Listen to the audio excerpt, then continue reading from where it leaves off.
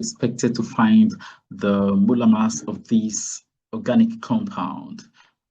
This is propane, C3H8. So there are 3 carbon atoms and 8 hydrogen atoms, and we're given the relative atomic masses right there. So let's get straight off into the solution.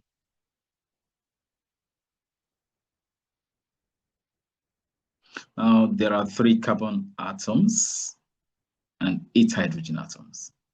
So the molar mass is given by the relative atomic mass of carbon, which is 12,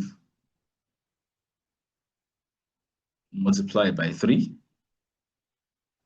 added to that of hydrogen, which is 1,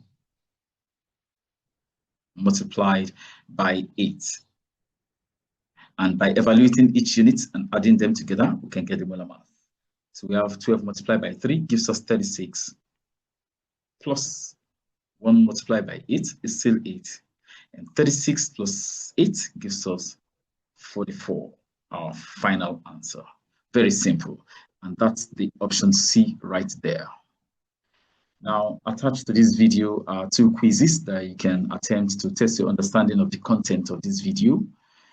Provided in the pinned comment is the full test on composition stoichiometry. So there are 20 questions to be taken in 30 minutes.